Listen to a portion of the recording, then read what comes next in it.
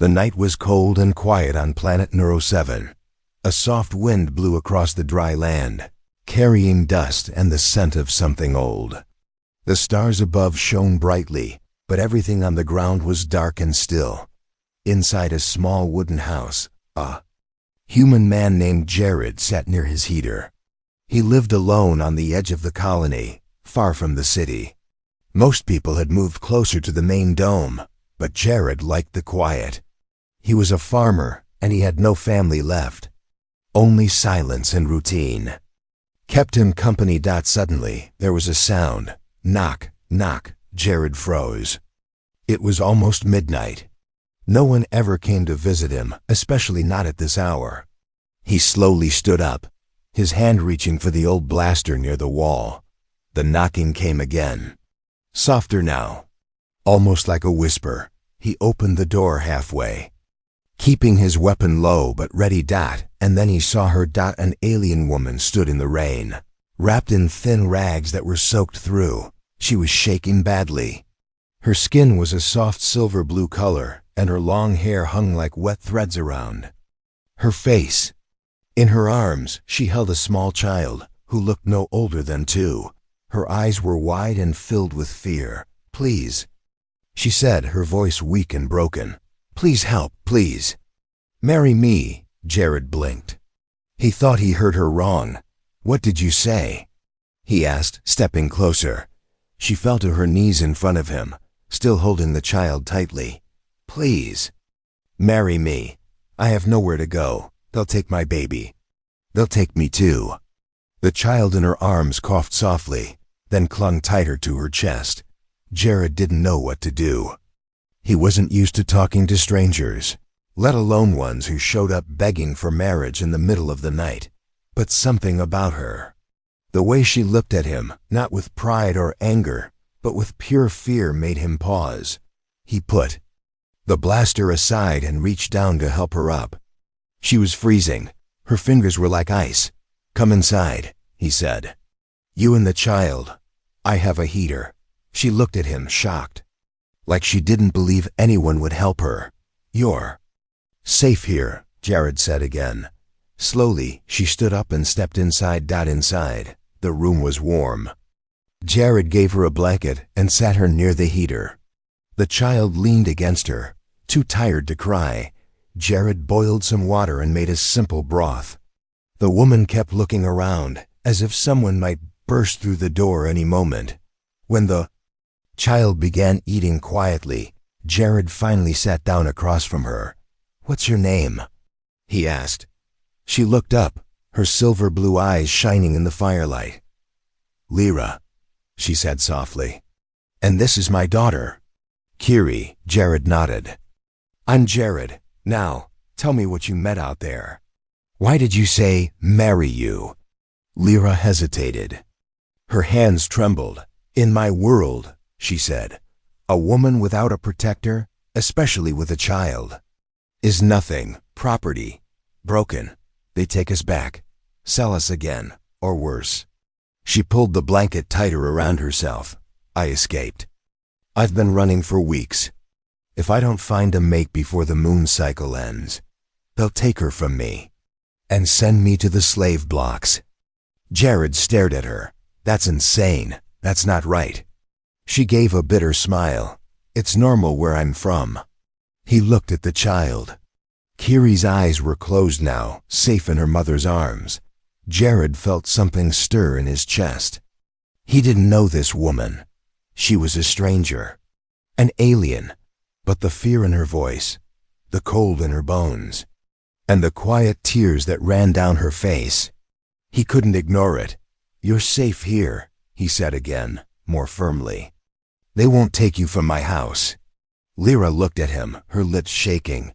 You'd protect us." "I'm not promising marriage," Jared said honestly, "but I won't let anyone hurt you." The heater crackled. Lyra closed her eyes for a moment, resting her head against the wall. Kiri snuggled deeper into her mother's chest. Outside, the wind howled. And far away, something else moved. A silent ship landed in the hills.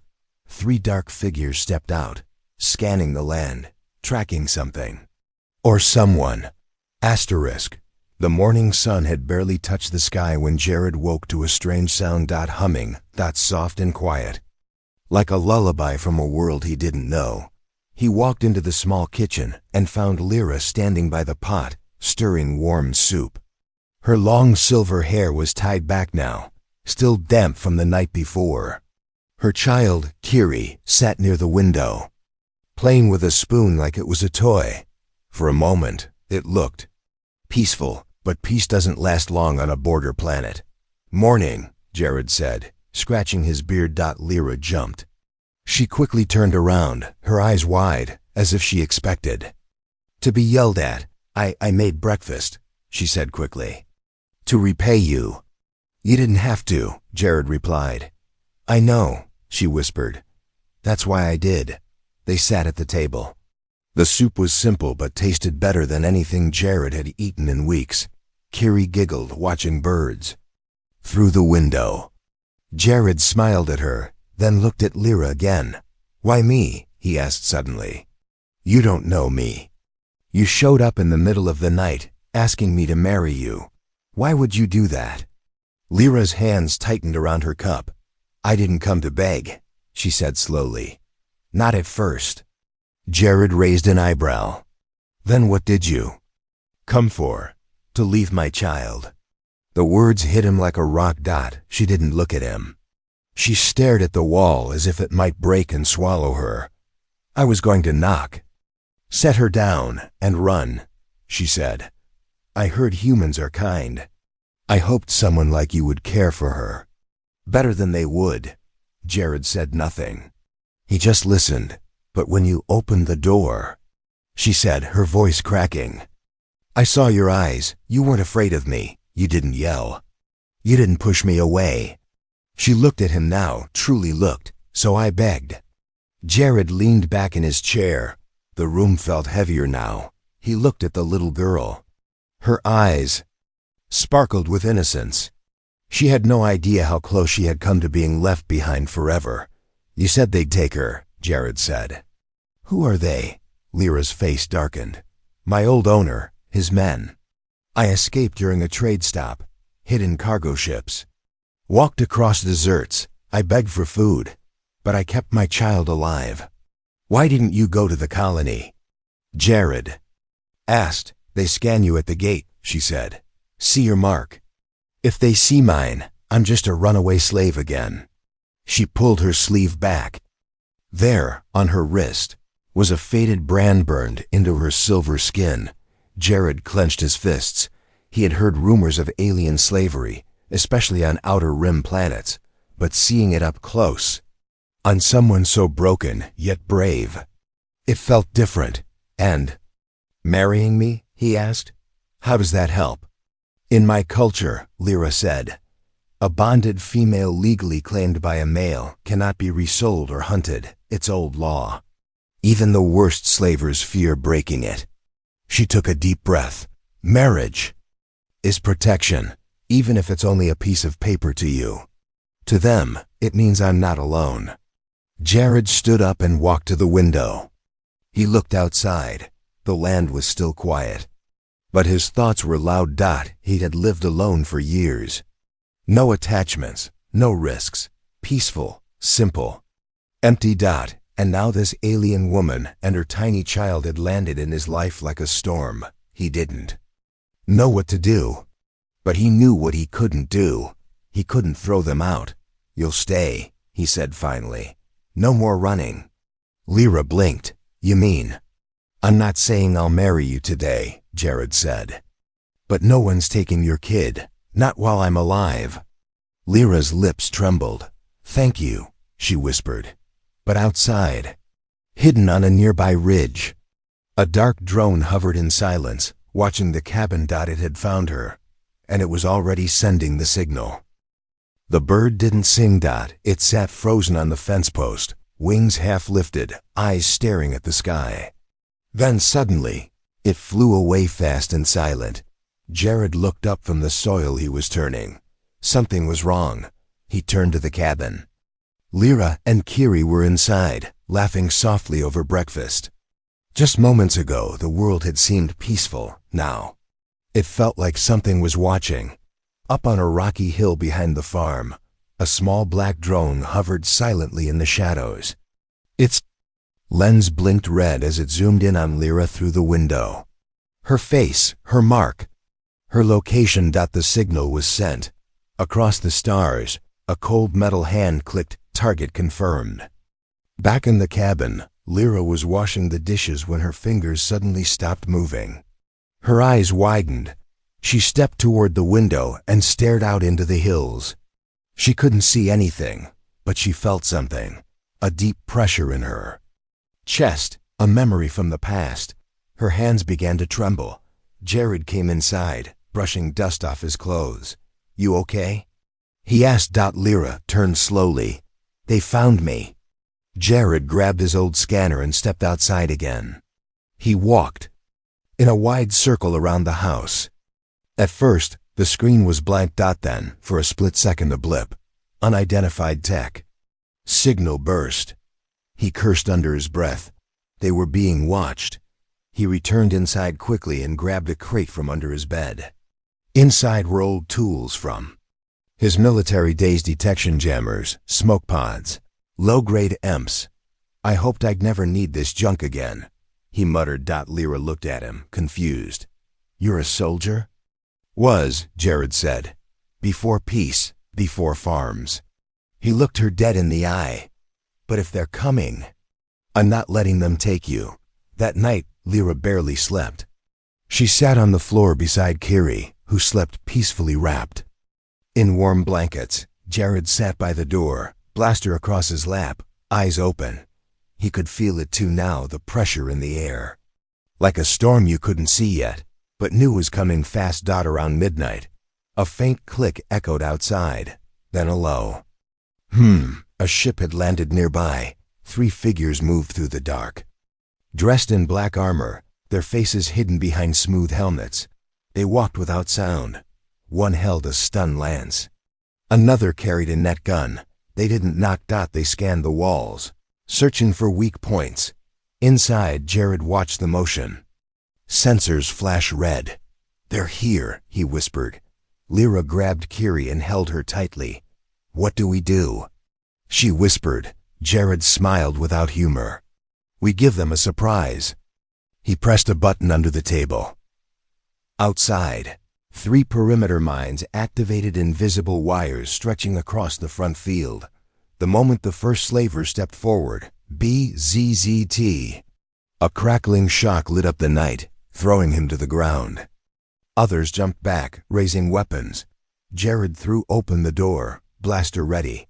"I said she's under my protection." The lead slaver laughed through his helmet. "She's marked. She's property. Law says we take her." "Human law says she's a person," Jared growled. They aimed their weapons. Jared ducked, rolled, and fired first. Lasers lit the field. Smoke filled the air. Lyra hid with Kiri in the root cellar, clutching her daughter tightly. Up above, the battle raged, but it wasn't just firepower.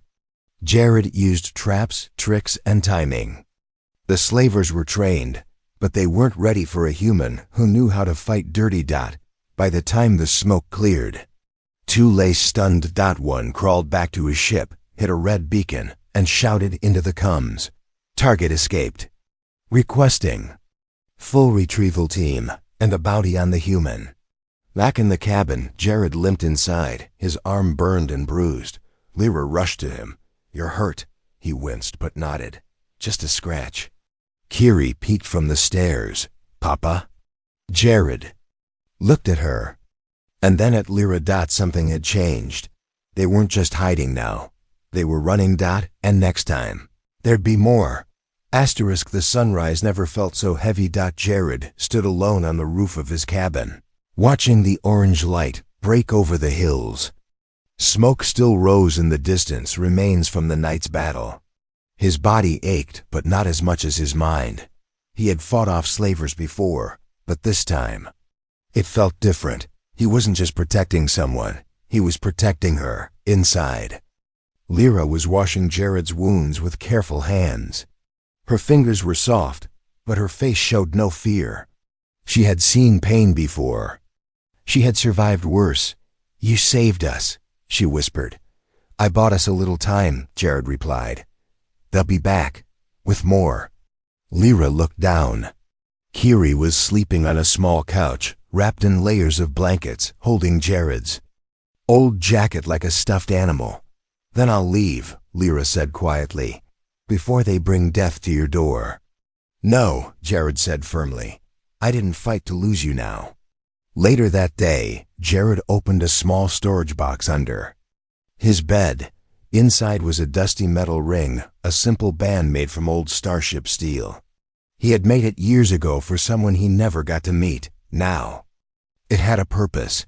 He walked out to the garden, where Lyra was planting herbs beside Kiri. She looked up, dirt on her cheeks, a gentle smile on her lips. Jared took a breath, then dropped to one knee. Lyra froze, not in fear, but in shock. "I don't have fancy words," Jared said. "And I'm not offering a perfect life. But I know one thing. I want you safe. I want Kiri safe. I want you both to stay." He opened his hand and showed her the ring. "I don't care what laws they believe in. If marrying you means you can't be taken, then I'll marry you. No games, no fake deal. I'll do it for real." Lyra stared at him, speechless. Her eyes shimmered like water in moonlight. "You'd marry a broken woman like me?" She whispered. "You're not broken," he said. "You're the strongest person I've ever met." They stood under the old tree behind Jared's cabin that evening. The sun was soft, the wind light. No priest, no guests. Just the wind, the stars, and a promise. Jared, take Lyra," he said, placing the ring on her finger. Lyra, take Jared," she said softly, "not as a protector, but as my heart." They didn't kiss right away, they just held hands. Eyes locked. Two souls from two worlds. Now one, but peace didn't last long. That night, as they rested in each other's arms for the first time, a small red light blinked beneath the wooden floorboards. The drone's hidden tracker left behind days ago had reactivated. A signal now pulsed through the sky. And far above, a ship twice the size of Jared's cabin turned toward planet NURO-7. The bounty had increased. This time, they weren't just coming for Lyra, they were coming for the man who dared to love her. A shadow moved across the moon, not a cloud, not a bird, a warship. Silently, it descended toward the hills of planet NURO-7, like a steel predator ready to strike. Inside the ship, soldiers loaded their stun cannons. They weren't slavers this time. They were enforcers paid by law and blood. Their orders were clear. Recover the female. Eliminate the human. Jared felt it before he saw it. The air changed. The wind slowed. Even the birds stopped singing. He walked out to the field and looked up. The warship hovered in the sky like a monster with silent wings. "They're here," he muttered. Inside the house, Lyra stood at the door, holding Kiri close. She didn't cry. She didn't beg. Not this time. She stepped forward. "Let me go. If I give myself up, they'll leave you alone." Jared turned slowly and looked her in the eyes. "I didn't marry you to watch you be taken." They had 1 hour. Jared moved fast. He dug out old wires, buried shield panels in the ground, and rigged the backfield with hidden traps. The old barn, now packed with flammable dust and a dead man switch. Lyra helped her hands steady her steps.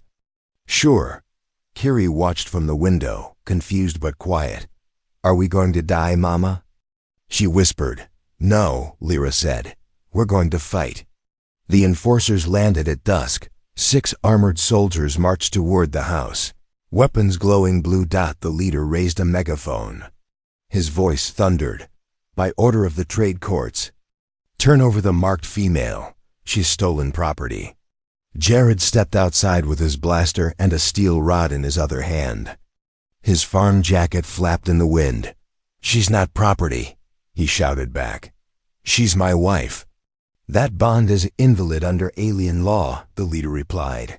"Then your law is broken," Jared said. The first shot came fast. Jared rolled behind a crate and returned fire. Explosions lit the garden. Smoke filled the air. But Jared didn't retreat. He fought like a man with nothing to lose and everything to protect.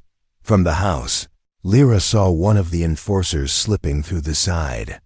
She handed Kiri a blanket and kissed her forehead. Then she grabbed the iron spear from the wall. The enforcer didn't expect it. He entered the side door silent, sure, and got a face full of fire dust. He screamed, blinded, as Lyra struck him down with a sharp blow to the neck. She wasn't just a victim. She was a mother, a warrior, a wife. In the field, Jared was outnumbered. His blaster ran hot. His arm bled, but just as the lead enforcer lifted his weapon to finish the job, boom! The barn exploded behind them, lighting the sky in orange flames. The enforcers turned.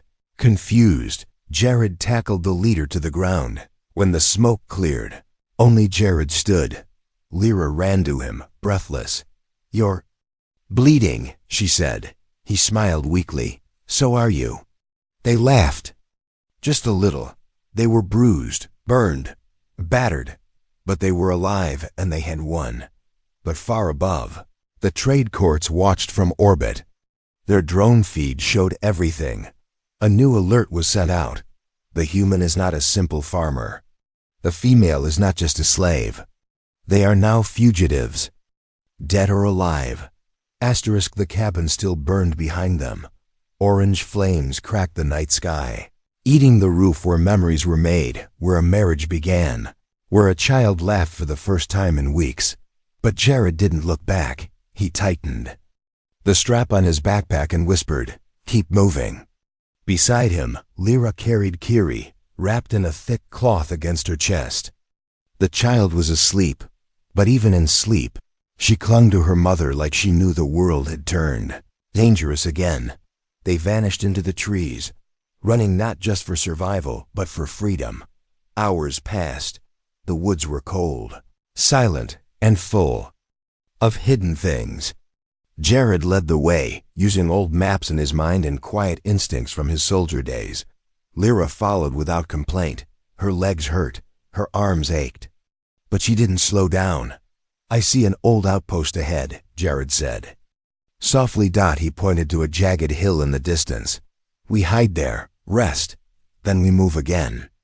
Lyra nodded, but something in her chest felt tight, like the shadows behind them were getting closer. Back in the smoldering ruins of the cabin, a bounty hunter stepped over the ashes.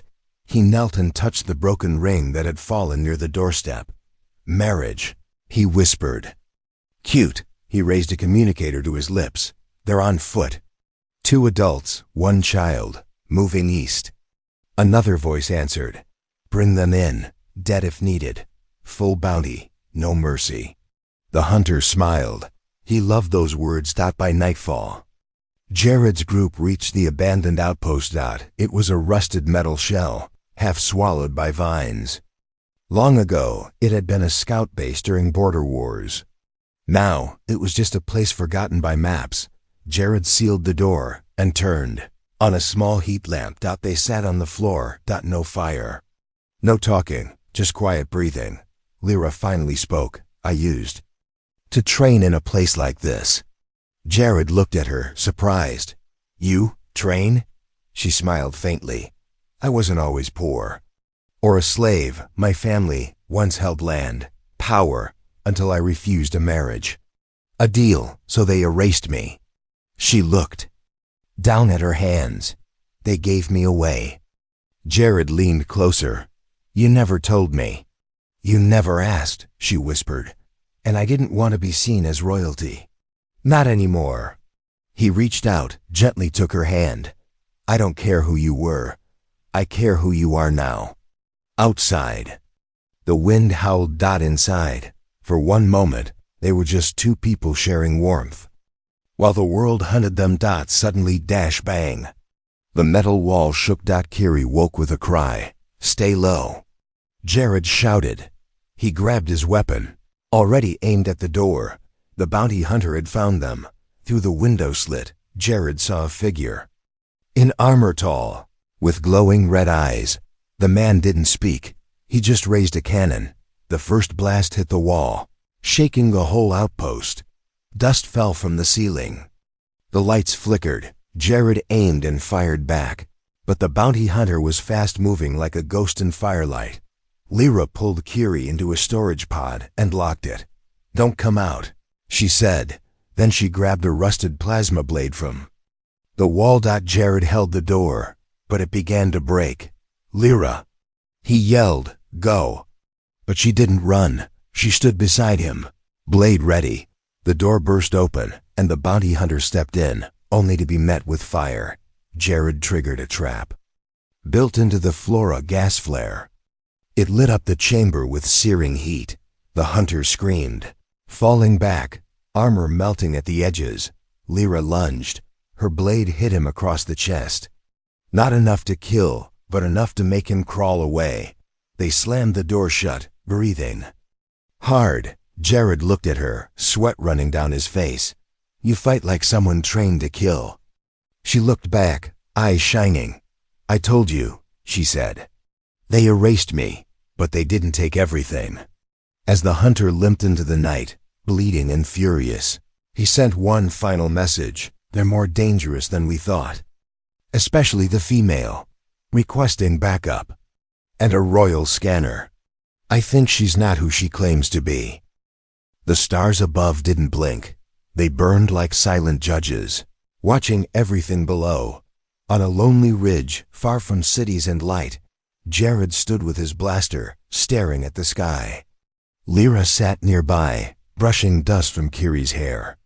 The child had fallen asleep against her chest, wrapped in warmth and safety, a quiet peace.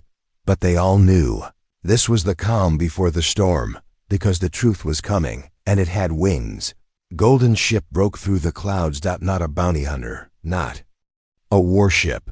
This one shimmered, elegant, ancient, a royal vessel. Jared narrowed his eyes. "That's not from any slaver fleet." Lyra stood slowly. Her face went pale. "That's my family's crest." The ship landed without sound. No weapons pointed. No soldiers stormed out. Instead, a single figure walked down the ramp. An alien. Man dressed in robes of silver and blue. His eyes were cold. His voice even colder. "Lyra," he said.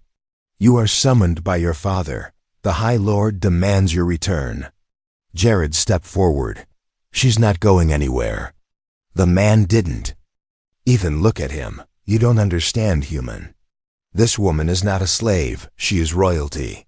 She vanished years ago, and her bloodline is needed again."